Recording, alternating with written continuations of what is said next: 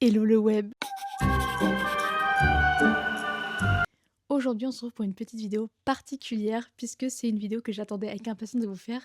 Mais puisque tout le monde en parle sur TikTok, il va être temps aussi d'ouvrir pour moi cette partie de l'année, à savoir Summerwin. Je suis de ces filles de l'automne qui détestent l'été. Enfin, qui détestent l'été. Disons que les fortes chaleurs ne me conviennent pas. Je n'aime pas non plus quand il y a trop de soleil. Je suis malade au soleil de toute façon, donc les choses ne se passent pas comme je veux. Donc Summerwin est pour moi une des meilleures périodes de l'année avec l'automne et Halloween. Alors je vous le dis direct, moi je suis pas du tout de la team film d'horreur, truc gore, pas du tout. C'est pas du tout ma came. Moi j'aime juste être dans l'ambiance cosy de l'automne, boire mon thé, pouvoir faire des tartes aux pommes, mettre de la cannelle partout. Par exemple, manger des pommes à la cannelle, c'est un de mes desserts préférés. Donc voilà, j'aime juste me mettre dans l'ambiance. J'aimerais vous faire une petite recommandation livresque des livres que j'ai pu lire et surtout à découvrir des petites lectures cosy pour survivre à cette période de l'année si vous êtes des enfants de l'automne. Je ne vais pas classer ma vidéo sous forme de en fonction de quel automne vous préférez, mais plutôt en fonction de ce que vous recherchez dans vos lectures. Donc je vais commencer très très soft par la romance. Si vous voulez romantiser votre automne, je vais vous proposer des livres autour de la romance automnale. Sans surprise, je vais commencer par les 2 premiers tomes de la saga Dream Harbor de Laurie Gilmore, à savoir le Pumpkin Spice Café et la librairie des Cinnamon Rolls. Vous avez forcément entendu parler de ces 2 livres sur les réseaux sociaux, surtout que c'est une saga qui cartonne plutôt pas mal, même si elle a des avis vraiment très controversés. Même si Spice Café, on est plutôt sur une ambiance Tarzolo de Gilmore Girl.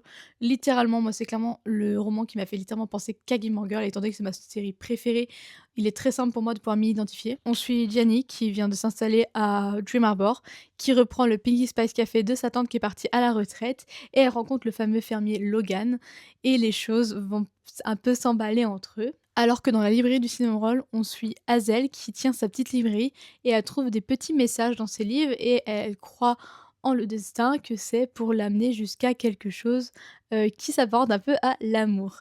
Et c'est là que va arriver Noah dans sa vie et qui va l'aider justement dans cette quête et les 2 personnages vont se rapprocher pendant cette quête pour avoir un but. Mais je vous laisserai le surprise pour pas trop vous spoiler. Donc si vous recherchez une romance cosy pour romantiser votre Summerwin à automne, c'est les 2 là que je vous recommande, en tout cas en romance. Si vous recherchez un style plutôt Dark Academia, je vais plutôt vous proposer le fameux qu'on entend parler depuis maintenant 3 ans, 2 ans, 3 ans. Depuis un petit moment maintenant, je peux pas faire cette vidéo sans vous le présenter, c'est le fameux Un automne pour te pardonner de Morgane Moncombe. Sachez que c'est mon premier roman Dark Academia que j'ai lu de toute ma vie. J'aurais pu commencer par mieux, je confirme, hein. Mais c'est lui qui m'a hypé le plus. Notre Morgane Moncombe écrit très très très bien. Donc on est encore aussi sur de la romance, mais je trouve que le côté du suspense et du meurtre est un peu plus voyant dans cette lecture. Donc là, on est en plein Édimbourg. On suit Camélia, qui est avocate et qui se retrouve confrontée à devoir vivre avec certains démons du passé, à savoir son harceleur. Son harceleur est mort et il lui a légué quelque chose. C'est bon pour vous. Sauf qu'elle va devoir se retrouver à aider un autre de ses harceleurs, qui était le meilleur ami de son autre harceleur initial, qui s'appelle Rory d'ailleurs. Elle va devoir du coup essayer d'aider le meilleur ami de Rory, Lou. Et les choses vont pas vraiment se passer comme on le pense. C'est-à-dire que les événements vont s'emballer. Si mes souvenirs sont bons, ça s'emballe plutôt pas mal. On est vraiment dans l'univers d'Édimbourg, sur le meurtre, le crime qu'il faut, essayer de comprendre. Surtout essayer de comprendre pourquoi, Rory lègue une partie de ses affaires à Camélia alors qu'il l'a harcelée toute sa vie. Donc Amélia, elle a quand même l'envie de se venger et aussi d'avoir des réponses. Le plot twist est incroyable, enfin moi ça m'avait retourné le cerveau à l'époque. Mais en tout cas, si vous voulez lire quelque chose en lien avec l'automne, Dark Academia, je peux que vous conseiller ce livre-là. Maintenant, on va passer à la catégorie si vous voulez une lecture un peu cozy mystery.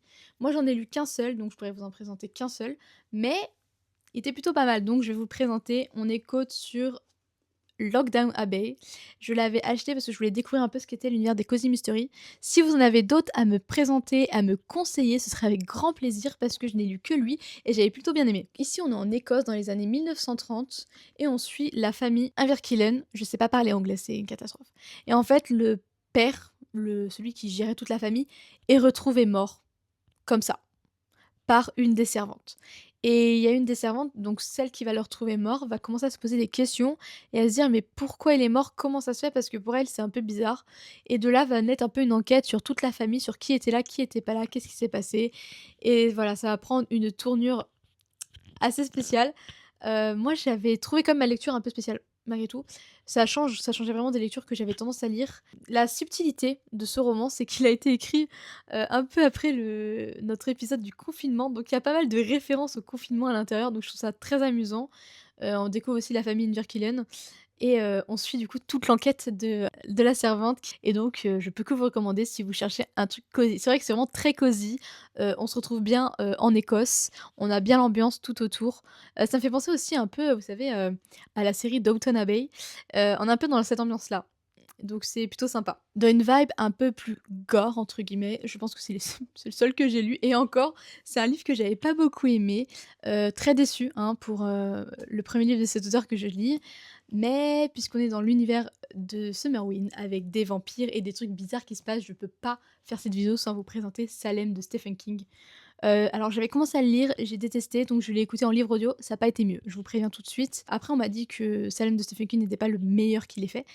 On tourne autour d'un univers vampirique, il y a des meurtres, c'est assez bizarre. Moi je sais que j'ai pas trop aimé l'ambiance.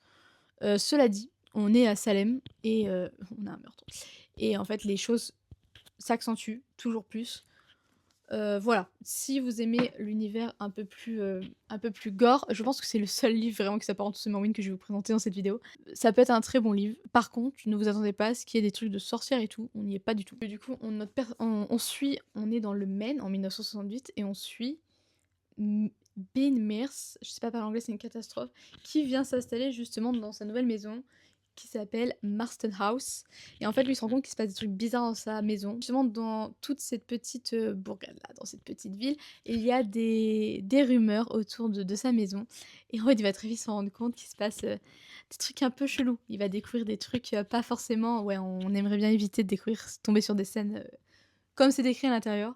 Mais comme je vous ai dit, pour moi, ça n'a pas du tout été mon préféré, ça n'a pas du tout été un coup de cœur, j'ai vraiment été très déçue. Mais pour mes petits booktubeurs hein, qui aiment cette ambiance, je peux vraiment 100% vous le recommander si vous aimez l'ambiance un peu gore, un peu bizarre, un peu horrifique, parce que je trouve que lui, c'est vraiment de l'horreur, à côté de ce que je vais vous présenter après. Je suis dans l'univers un peu plus gore, un peu plus horrifique. Je ne peux que vous recommander la saga Blackwater de Michael McDowell.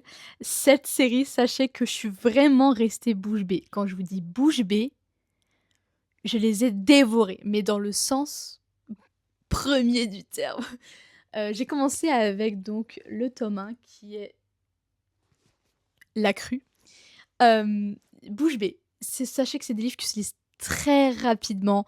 On est addict, on reste collé à notre lecture, mais vraiment j'étais choquée. On est au début du XXe siècle en Amérique et on a la famille Casquet qui s'enrichit énormément avec le pétrole. On est au bord de la Perdido qui est une eau très noire et il se passe des trucs très bizarres. Donc dès le tome 1, on c'est un peu soft, mais après ça part complètement dans dans une direction, j'étais complètement choquée. Oscar va se marier avec une certaine femme qui s'appelle Elénor et Elénor, elle est assez spéciale.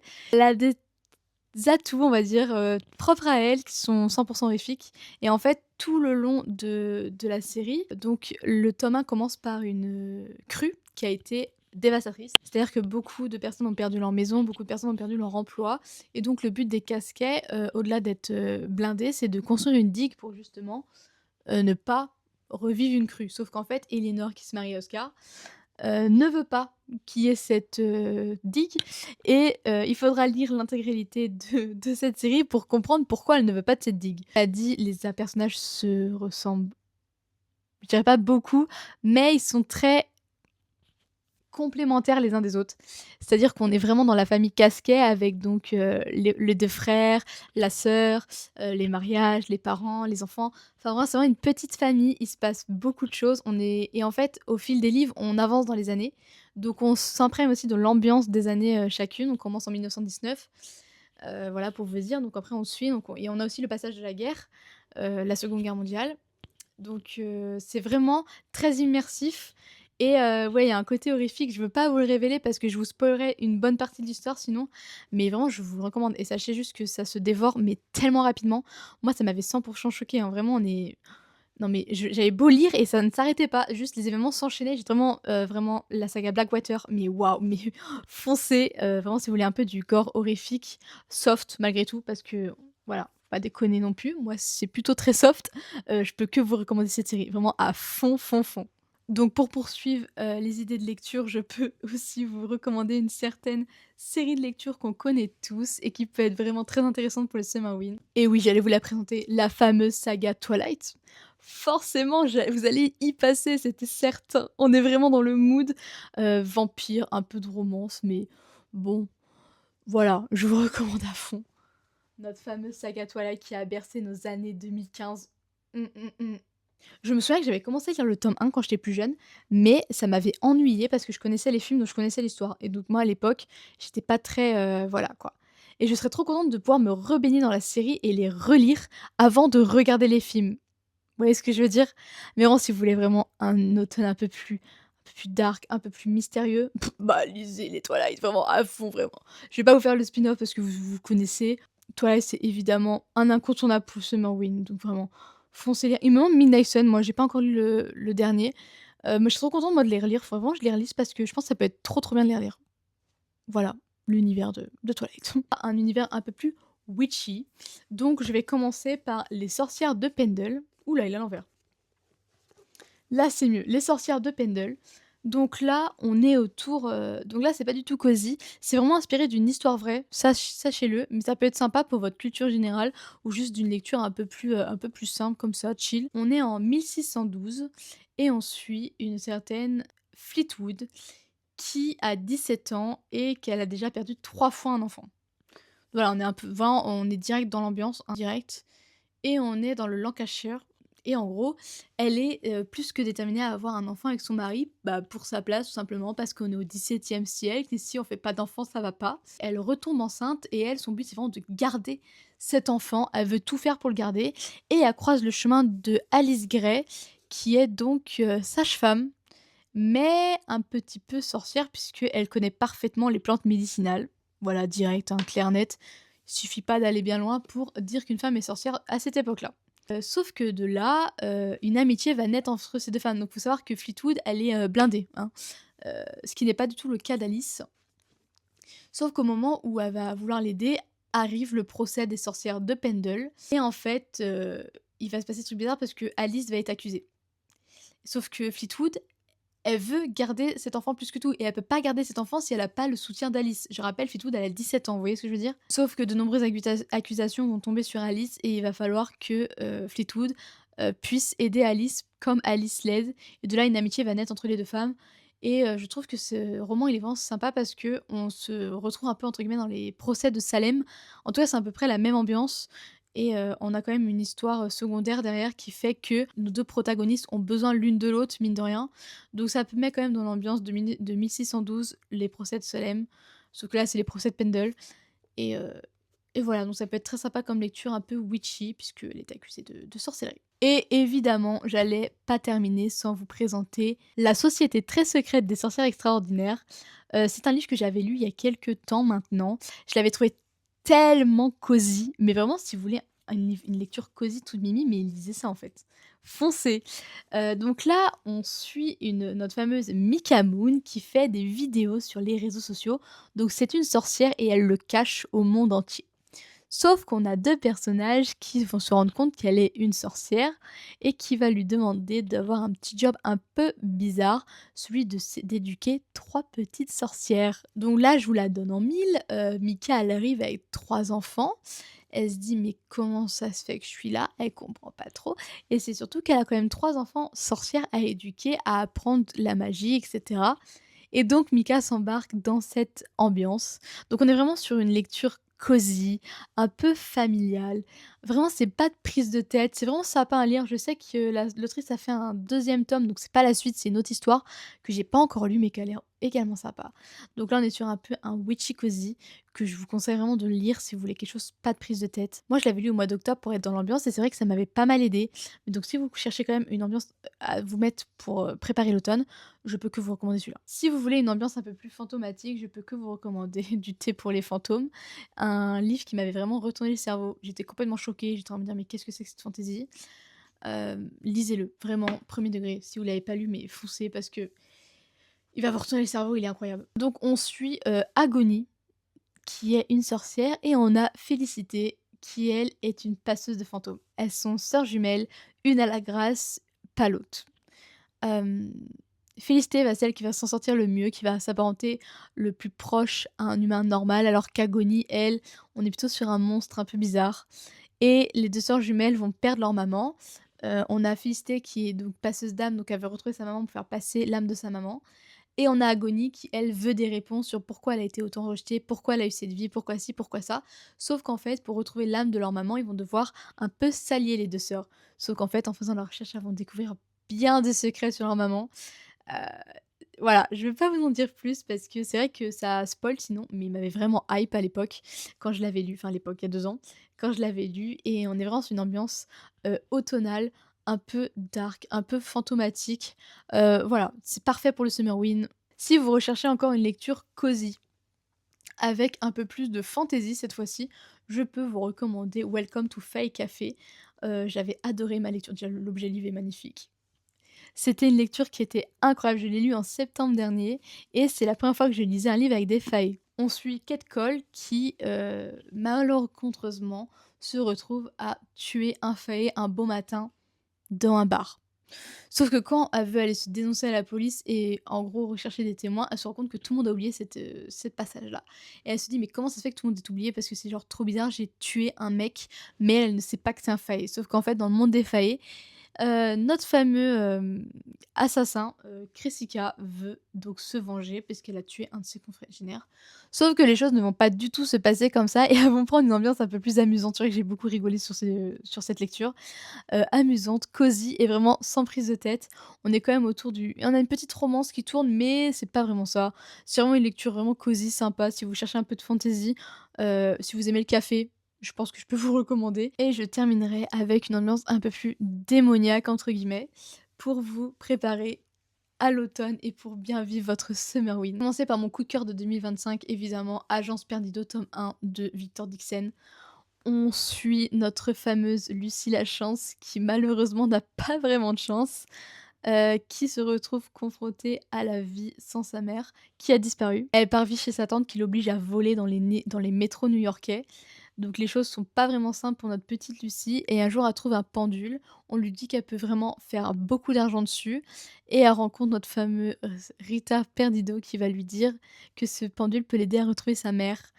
De là, notre Lucie va se retrouver dans les catacombes et elle va se retrouver confrontée à une créature spéciale qui s'appelle le croque-mitaine. De là, Lucie va tout donner pour essayer de retrouver sa mère et je n'en dirai pas plus pour que vous puissiez le lire. Sachez que c'est une lecture vraiment très immersive, on se retrouve vraiment attaché au personnage, on n'a pas envie que ça s'arrête et au contraire, on n'a même pas envie limite qu'elle découvre le secret puisque on est vraiment plongé dedans. Je sais qu'il y a un tome 2, je l'ai pas encore lu, il sera dans ma palle du Summerwind. Nos personnages sont très ambiance dark, ça se ressent. On ressent aussi l'oppressement des souterrains, des catacombes, de l'autre monde. L'oppressement du croque-mitaine également. Ça se ressent vraiment dans cette lecture. C'est très dark, très horrifique, un peu démoniaque sur les bords. Si c'est votre goût, je peux que vous le recommander. Il se lit très rapidement, c'est pour la jeunesse normalement, mais moi je le recommande à n'importe qui puisque c'est vraiment une lecture qui se lit très rapidement. On est immergé dans l'histoire et c'est une ambiance vraiment horrifique, enfin vraiment fantasy, tout ce qu'il faut. Je terminerai par un livre que j'ai lu cette année, que j'ai vraiment adoré lire. Ce n'est qu'autre que notre fameux La vie invisible d'Adi Larue. Alors là, si vous aimez voyager dans le temps, que vous aimez l'histoire, mais alors foncez sans hésiter. On suit notre fameuse Adi Larue qui va pacter avec le diable parce qu'elle ne veut pas se marier. Sauf qu'en fait, elle ne sait pas qu'elle pacte avec le diable. Elle veut juste qu'on arrête cette mascarade. Elle ne veut pas se marier. Elle avait une très vieille amie qui lui a dit qu'il fallait pas pacter avec certains diables à certaines périodes de la journée. Sauf que Adi, dans son désespoir, elle a fait n'importe quoi. Elle a pacté d'une vie où elle était tranquille, où elle n'était pas obligée de se marier ni rien et qu'elle pouvait vivre et voyager. Donc elle a eu sa demande. Par contre, ce qu'elle n'a pas anticipé, c'est que la contrepartie, c'est que chaque personne qui la rencontrerait l'oublierait. Il commence à Vinon-sur-Sarthe en 1714, donc on est au XVIIIe siècle, et il finit vers les années 2014. Donc pour vous dire que Notre Addie, elle a vraiment passé les époques. Et ce qui est assez marrant dans ce livre, c'est que notre autrice, donc V. Schwab, nous plonge dans certaines époques de l'histoire et certains événements, tels que la Révolution française par exemple, qui se ressent pas mal dans cette lecture et que notre Addie, elle a quand même fait pas mal de choses pour survivre, jusqu'un jour où une personne à New York va la reconnaître. Cette personne va pas l'oublier et c'est là que notre Addie va commencer à se poser des questions et pourquoi cette personne l'a reconnue? Comment elle a fait pour ne pas l'oublier? Et pourquoi en fait? Pourquoi lui ne l'oublie pas en fait?